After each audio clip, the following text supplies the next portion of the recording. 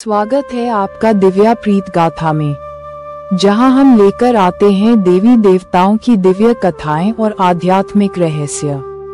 नवरात्रि के इस पावन अवसर पर आज हम जानेंगे चौथे दिन पूजित देवी मां कूष्मांडा की प्रेरणादायक कथा।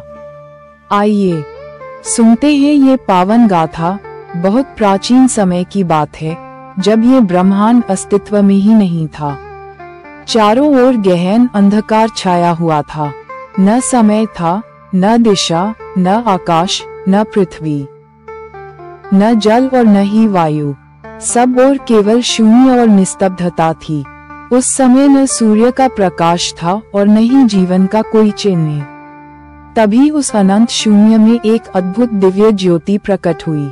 वह ज्योति कोई और नहीं बल्कि स्वयं आदि शक्ति मां कूष्मांडा थी।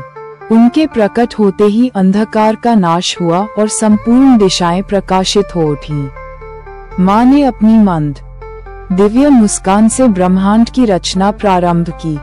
यही कारण है कि उन्हें सृष्टि की जननी और आदि स्वरूपा शक्ति कहा जाता है। उनकी एक हल्की सी हंसी से ही सूर्य, चंद्रमा, आकाश, ग्रह, नक्षत्र, जल, वायु और पृथ्वी का निर्माण हुआ। सृष्टि के सभी लोकों की स्थापना उनकी ही ऊर्जा से हुई। कहा जाता है कि सूर्य का तेज भी मां कूष्मांडा की ही देन है। वे स्वयं सूर्य लोक में निवास करती हैं और वहीं से अपने दिव्य तेज द्वारा संपूर्ण सृष्टि को जीवन और ऊर्जा प्रदान करती हैं। इसीलिए उन्हें सूर्य मंडल की अधिष्ठात्री देवी कहा जाता है। मां का स्वरूप अत्यंत भव्य और दिव्य है। वे सिंह पर सवार रहती हैं और उनकी 8 भुजाएं हैं। उनके हाथों में अमृत से भरा कलश, धनुष, बाण, कमल पुष्प, चक्र, गदा, कमंडल और जपमाला सुशोभित रहते हैं, जबकि एक हाथ सदैव अभय मुद्रा में रहता है, जो भक्तों को निर्भयता और आशीर्वाद प्रदान करता है। उनके तेज और कृपा से भक्तों के जीवन में भय और अंधकार का नाश होता है। एक पौराणिक प्रसंग के अनुसार, जब असुरों ने तीनों लोकों में आतंक फैलाना शुरू किया और देवता असहाय हो उठे, तब मां कूष्मांडा ने अपनी अपार शक्ति से देवताओं को सामर्थ्य और बल प्रदान किया। उनके आशीर्वाद से ही देवताओं ने असुरों पर विजय प्राप्त की और पुनः संसार में धर्म की स्थापना हुई। मां कूष्मांडा को अष्टभुजा देवी भी कहा जाता है। उनकी पूजा से भक्त के जीवन से निराशा और दुख दूर होते हैं और आत्मबल, स्वास्थ्य व समृद्धि की प्राप्ति होती है।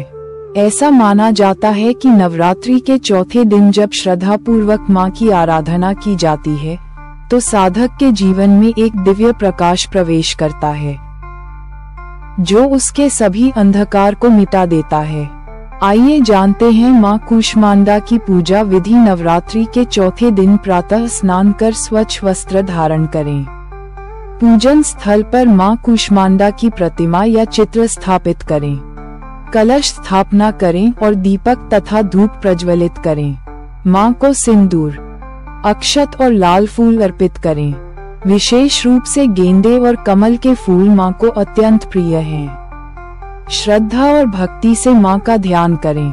फिर मां को अर्पित करें प्रिय भोग। मां कूष्मांडा को कद्दू, कुम्हड़ा अर्पित करना अत्यंत शुभ माना जाता है। मान्यता है कि इस भोग से घर परिवार में समृद्धि और स्वास्थ्य का वास होता है। साथ ही दूध और मालपुए का भोग भी मां को अर्पित किया जा सकता है, जिससे साधक को विशेष पुण्य प्राप्त होता है।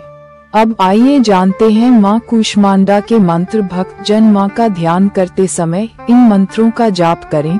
ध्यान मंत्र: सुरासम पूर्णकल श्रुधिराप्लुतमेव च दधाना हस्तपद्माभ्यां कूष्मांडा शुभदास्तु में।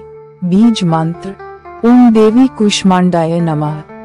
इन मंत्रों का जप करने से साधक के जीवन में उत्साह, स्वास्थ्य, बल और ऊर्जा का संचार होता है।